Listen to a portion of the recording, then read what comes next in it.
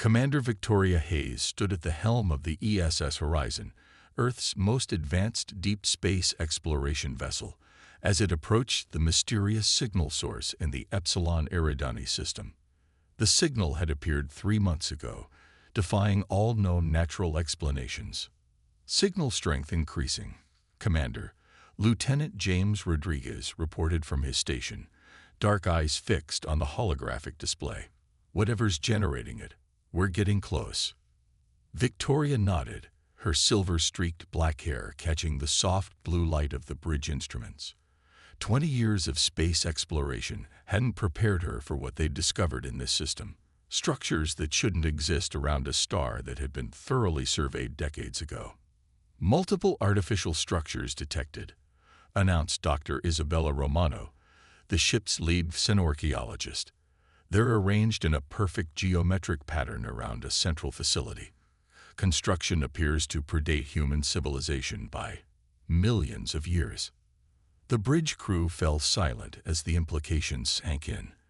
They weren't just looking at alien artifacts. They were looking at proof of an advanced civilization that had mastered interstellar travel when humans were still learning to use tools. "Take us in closer," Victoria ordered, "but maintain safe distance protocols. No risks today." As the horizon moved closer, the central structure came into view. A massive crystalline fortress floating in space, its surface etched with patterns that seemed to shift and change as they watched. Suddenly, their instruments detected an energy surge. "We're being scanned," Rodriguez reported, fingers flying over his console. "It's unlike anything in our database." Before Victoria could respond, every screen on the bridge lit up with the same message, written in perfectly formed English. "Attention humanity. UHAVUBENOBZORVD. UAPPROHCH the precipice. The RCHIVs are now to OPEN to you." "It's transmitting on all frequencies," Rodriguez said. "And it's not just in English. It's broadcasting in every human language simultaneously." Victoria made her decision. Assemble the first contact team. Full containment protocols. She turned to Dr. Romano. "You're with me. Whatever this is, it was meant for us to find." The team boarded a shuttle and approached the crystal fortress. As they neared, an opening appeared, as if the structure itself was inviting them in. The interior was illuminated by a soft, pulsing light that seemed to follow them as they moved deeper into the facility. They entered a vast chamber where the walls were covered in what appeared to be star charts, but not of the galaxy as it existed now. These maps showed stellar configurations from millions of years ago. "By all the stars," Dr. Romano whispered, her handheld scanner working overtime. "This is a historical archive. It's showing us the past." The chamber's center contained a floating crystalline cube that began to glow as they approached. A voice filled their minds, not sound, but pure thought translated into understanding. "We are the memory. We were left here by those you would call the Precursors. We have watched your species since you first looked to the stars with wonder. Now you have begun to understand their power. Now you must learn why we fear this understanding." The cube projected a three-dimensional image of a star system. They watched in horror as the star was somehow compressed, its energy focused into a beam that cut through space like a sword, destroying everything in its path. "The Star Killers," the voice continued. "They were like you once. Curious, innovative, determined. They learned to harness the power of stars themselves, first for energy, then for defense, finally for dominion." The projection showed more stars being weaponized, entire systems turned into artillery pieces in a war that spanned the galaxy. Civilizations fell, worlds burned. Space itself was torn apart by the forces unleashed. Your species follows the same path. Your Project Aurora seeks to understand stellar manipulation. You believe you can control this power. They believe the same. Victoria's blood ran cold. Project Aurora was Earth's most classified research program. How did this alien archive know about it? We offer this warning not as a threat, but as a hope for prevention. The galaxy still bears the scars of the Star Killers' war. Some wounds in spacetime may never heal. What happened to them? Dr. Romano asked. The Star Killers. They became what they feared most, destroyers of worlds, enders of light. The surviving civilizations united to stop them. But the cost was beyond measuring. Now we watch for signs of their return, or for new civilizations that might follow their path. The images faded, leaving them in the softly lit chamber. Victoria felt the weight of history pressing down on her shoulders. They had come seeking knowledge of humanity's place in the cosmos. Instead, they had found a warning about humanity's potential for destruction. The choice now lies with you, the voice concluded. This archive contains the full history of the Star Killers' rise and fall. You may access it freely. What you do with this knowledge will determine whether your species becomes the galaxy's greatest hope or its greatest fear. As Victoria opened a secure channel to Earth Command, she knew that humanity stood at a crossroads. The stars had always represented humanity's future. Now they had to decide what kind of future that would be. The warning was clear.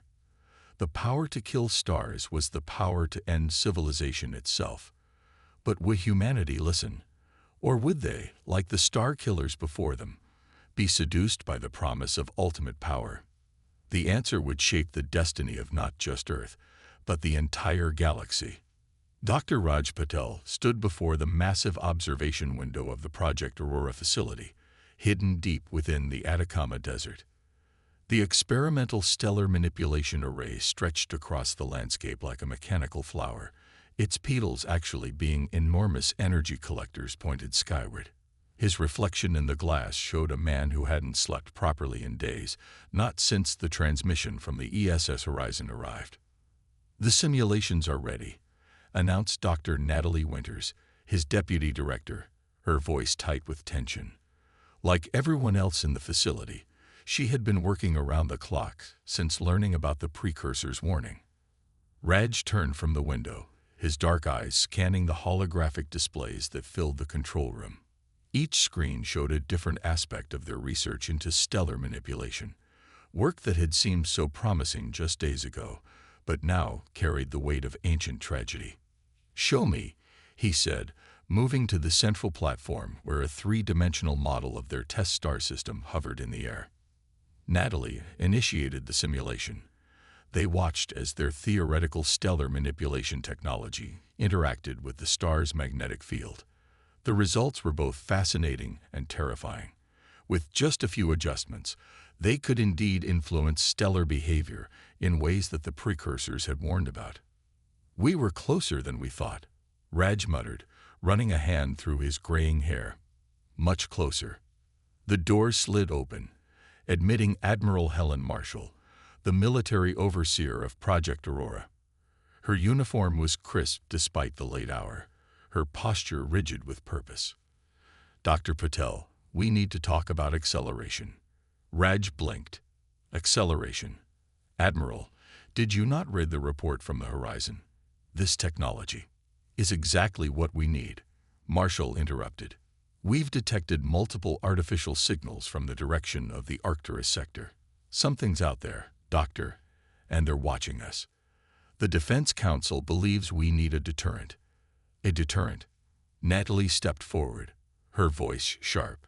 "Admiral, we just learned that this exact thinking led to a war that nearly destroyed the galaxy." Marshall's expression hardened. "And we just learned we're not alone in the universe, Dr. Winters. The Council isn't willing to leave Earth defenseless." Before anyone could respond, a new alert flashed across the screens. Lieutenant David Foster, their senior data analyst, called out from his station. "Sir, we're detecting an energy signature at the edge of the solar system. It's massive." The main screen shifted to show a cluster of objects decelerating from faster-than-light travel. They were ships, but unlike anything human engineers had designed. Organic-looking vessels that seemed to flow through space rather than push through it. "The Helios Conclave," a new voice announced. Everyone turned to see Commander Victoria Hayes entering the control room, still wearing her deep space uniform. That's what they call themselves. We found references to them in the Precursor archive. They're the descendants of the civilizations that stopped the Star Killers. Admiral Marshall's hand moved instinctively to her sidearm. Why are they here? Because of us, Victoria said, moving to the central platform. Because humanity is developing faster than any species they've encountered. Because we're approaching a level of technology that terrifies them. The alien ships continued their approach, their formation suggesting both power and purpose. Raj studied their energy readings, his scientific curiosity warring with growing apprehension. Their technology. It's centuries ahead of ours. Maybe millennia. Incoming transmission, Foster announced. They're broadcasting on all frequencies. A voice filled the control room, speaking perfect English, but with an otherworldly harmonic undertone that made the air itself seem to vibrate. People of Earth, we are the Helios Conclave. Your experiments with stellar manipulation have been observed. Your potential has been assessed. You stand at a crossroads. Admiral Marshall stepped forward. This is exactly why we need to accelerate the project. We can't. No, Raj interrupted, his voice firm. This is exactly why we need to think very carefully about our next steps. He turned to Victoria.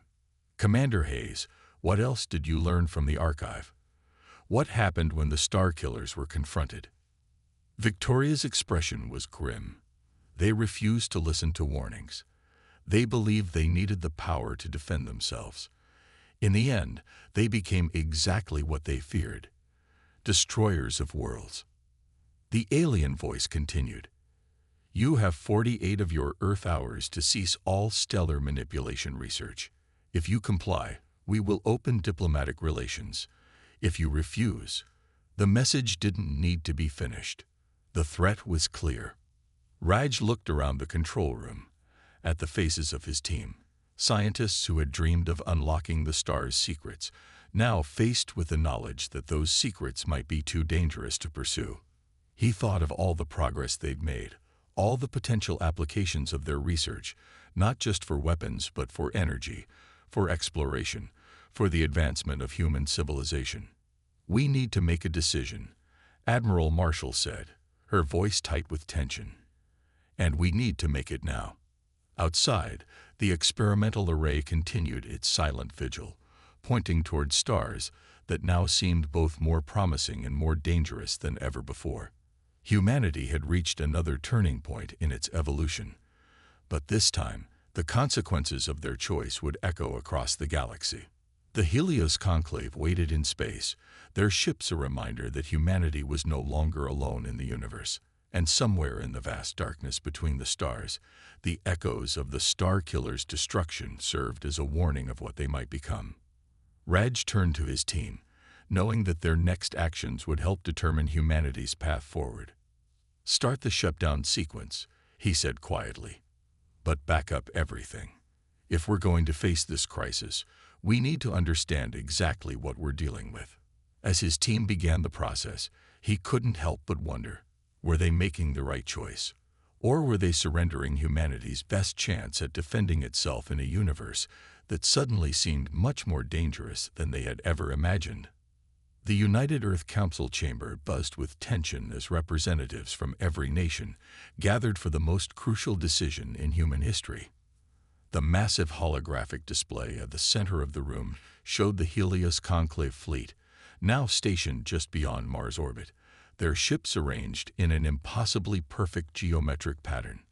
26 hours remaining, announced Council President Diana Reeves, her voice carrying across the chamber. We need to reach a decision. Admiral Marshall stood at the podium, her presentation on Earth's military readiness having just concluded. The facts are simple. We cannot win a conventional war against their technology. But Project Aurora gives us leverage. Leverage. Dr. Raj Patel's voice cut through the murmurs.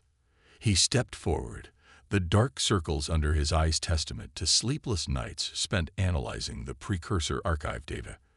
What we have is a prototype technology we barely understand, warned against by an ancient civilization that saw it destroy countless worlds. The chamber's screens shifted to show new data, transmissions from the Helios conclave that had been decoded over the last day. Ambassador Thomas Ward, Earth's most experienced diplomat, took the floor. The conclave's language is interesting, he noted, highlighting key phrases. They speak of potential and assessment. This isn't just about our stellar research. They're judging our species' readiness for something bigger. Victoria Hayes, recently promoted to Strategic Intelligence Director, stepped up next to Ward. The Precursor archives support this theory. The conclave sees themselves as guardians, preventing the rise of another star-killer civilization. But there's something they're not telling us. She gestured, and the display changed to show patterns from the archive. These records suggest the star-killers weren't destroyed. They were transformed. The conclave didn't just stop them. They'd forced them to evolve beyond the need for stellar weapons. The chamber erupted in discussion. President Reeves called for order, then turned to Dr. Natalie Winters, who had been analyzing the conclave's technology. "Doctor, what have you learned about their capabilities?" Natalie stood, her voice steady despite her exhaustion. "Their ships use technology that doesn't just manipulate stellar energy. They harmonize with it. It's like they found a way to work with the fundamental forces of the universe rather than trying to control them." "Which supports our theory," Victoria added. "The conclave isn't just trying to stop us from developing dangerous weapons. They're watching to see if we'll make the same choice they forced upon the Starkillers, to evolve beyond the need for such power." Suddenly, all screens flashed red. Lieutenant Foster's voice came through the emergency channel. "Multiple conclave ships breaking formation. They're approaching Earth." The chamber's main display showed 3 alien vessels moving closer, their organic-looking hulls shifting in ways that defied physics. Before anyone could react, a new transmission filled the room. But this time, the conclave's message was different. "Humans," the harmonic voice resonated through the chamber, "we have detected unusual energy patterns from your world. Your species reaches for power it does not understand, yet you also show capacity for insight that others lacked. We offer a choice." The alien ships took up positions around Earth's orbital defense platforms. "Demonstrate your understanding. Show us how you would use the power of stars. Not for destruction, but for creation. You have one chance to prove your species' wisdom." President Reeves looked to Raj and his team. "Can we do it? Can we show them something they don't expect?" Raj's mind raced through possibilities, remembering all the theoretical applications they'd developed before focusing on weapons. "Yes," he said finally, "but we'll need to modify the Aurora array significantly. And if we're wrong about their intentions, we'll be vulnerable." Admiral Marshall finished. "If this is a trick, we'll have no defense." Victoria stepped forward again. The archives were clear. The Starkiller's greatest mistake wasn't developing the technology. It was letting fear drive them to use it as a weapon first, rather than exploring its peaceful applications. President Reeves stood, her decision made. "Dr. Patel, you have 12 hours to reconfigure Project Aurora. Show them what humanity can really do with this power." She turned to face the council. "We didn't come this far by letting fear guide us. We came this far by daring to imagine something better." As the chamber emptied, teams rushing to their assignments, Raj pulled Victoria aside. "There's something else in those archives, isn't there? Something about why the conclave is really here." Victoria nodded slowly. The Starkillers weren't the only threat they faced. There's something out there in the dark between galaxies, something that made stellar weapons seem necessary. The conclave isn't just testing us, they're preparing us. Raj looked up at the display, where the conclave ships waited in orbit. "Then we better not disappoint them." The next 12 hours would determine not just humanity's place in the galaxy, but perhaps its role in something far greater. As teams worldwide mobilized to modify the Aurora array, one question hung in the air. Could humanity prove itself worthy of the star's power, or would they become just another cautionary tale in the Precursor archives? The countdown continued, and Earth held its breath. The modified Aurora array stretched across the Atacama Desert like a blooming flower of steel and light, its petals realigned to create something never before attempted by human hands. Dr. Raj Patel's voice was steady as he initiated the startup sequence, though his hands trembled slightly on the controls. All systems aligned. Natalie Winters confirmed from her station. Stellar harmonics calibrated to theoretical optimum. She glanced at the countdown timer. Less than an hour remained in the conclave's deadline. Above Earth, the alien ships maintained their vigilant watch. Their organic crystalline hulls pulsed with energy that human sensors could barely comprehend. In near orbit, smaller conclave vessels had positioned themselves around the planet, creating a complex geometric pattern that Victoria Hayes recognized from the Precursor archives. "They're not just watching," she announced, studying the data streams. "They're creating a containment field. If our demonstration goes wrong, they'll ensure Earth's sun isn't affected," Raj finished. He turned to Admiral Marshall, who stood rigid with tension. "We're ready to begin." The Admiral nodded grimly. "The whole world is watching, Doctor. Make it count." President Reeves' voice came through the command channel. "You have full authorization, Dr. Patel. Show them what humanity can do." Raj took a deep breath, then addressed the conclave directly through the established communication link. "We request permission to demonstrate our understanding of stellar energy manipulation." The response came immediately, the harmonic voice filling the control room. "Proceed. But know that any attempt to weaponize this demonstration will be met with immediate response." Raj gestured to his team. "Initiate primary sequence." The Aurora array hummed to life, its massive petals beginning to glow with accumulated solar energy. But unlike their previous tests, they weren't trying to influence or control stellar forces. Instead, the array created a complex resonance pattern, singing to the stars in their own language. "Energy pattern stable," Natalie reported. "Beginning Phase 2. In space, a small protostar they had prepared for the demonstration began to react. But instead of being forced into new behaviors, it responded naturally to the array's harmonics, as if joining in a cosmic dance. "Remarkable," one of the conclave observers transmitted. "They understand." The demonstration continued as the array established a deeper connection with the protostar. Under its influence, the stellar material began to flow in new patterns, not through force, but through resonance. The star wasn't being weaponized. It was being awakened. "Final phase," Raj announced. This was the crucial moment, the one that would either prove humanity's wisdom or confirm the conclave's fears. The array's energy output peaked, and for a moment, everything seemed to hang in perfect balance. Then, slowly, beautifully, the protostar began to sing back. Patterns of light and energy danced between the array and the star, creating harmonies that human instruments had never recorded before. The conclave ships shifted position, their own crystalline structures beginning to resonate with the display. "The stellar harmonics," Victoria breathed, watching the data stream. "We're not just communicating with the star, we're learning its language." In orbit, the conclave vessels began to pulse in sync with the demonstration, adding their own harmonics to the symphony of light and energy. The containment field they had established wasn't just for protection. It was part of a larger pattern, a greater understanding.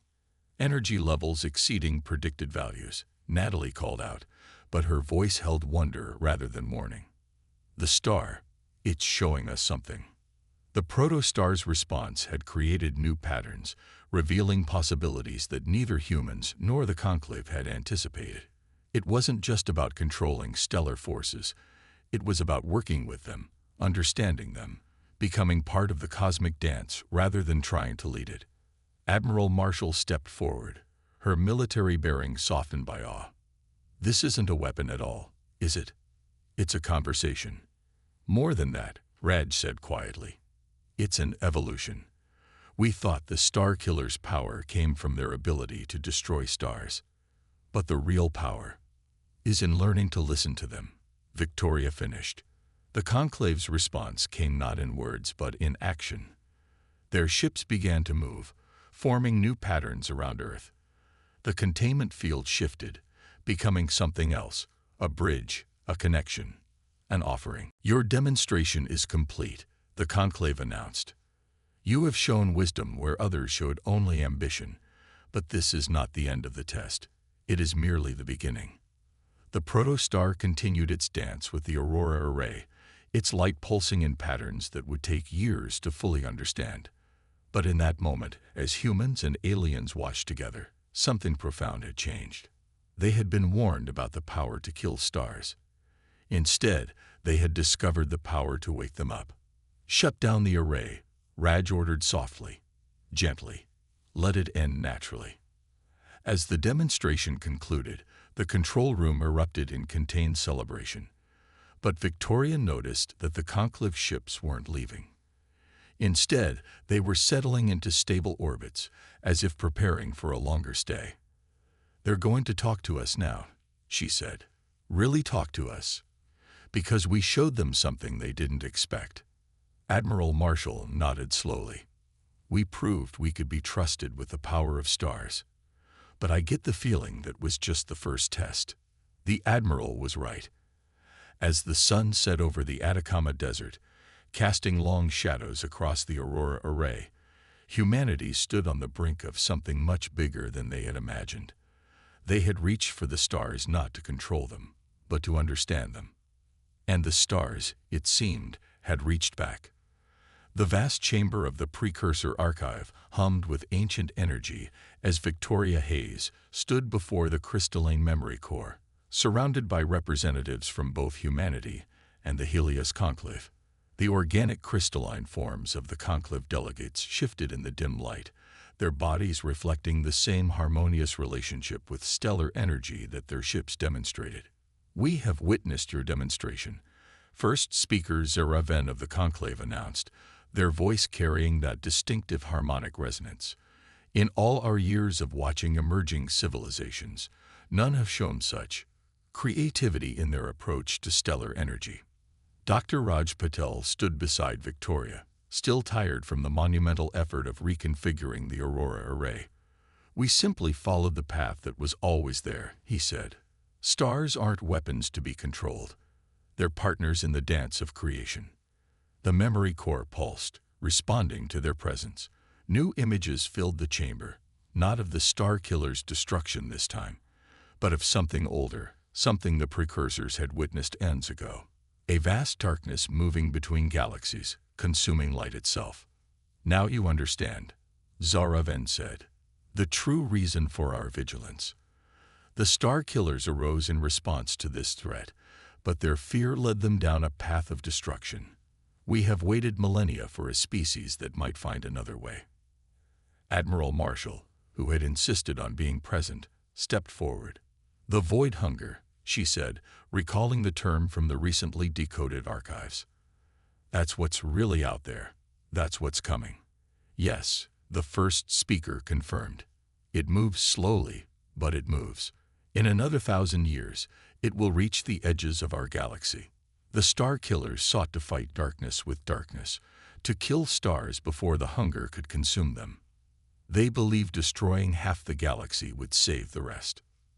Victoria watched as the holographic display showed the horror of that ancient time, civilizations falling not to the hunger, but to their own desperate attempts to stop it. "But there's another way," she said. "That's what our demonstration proved." Raj nodded, bringing up the data from their modified aurora array. Stellar harmonics, not controlling the stars, but working with them. Creating networks of resonating stellar energy that could theoretically repel the void hunger without destroying anything. A shield of light, Zeraven's form rippled with what might have been approval. Where the Star Killers sought to sacrifice stars to save stars, you seek to unite them. This is why we tested you. This is why we waited.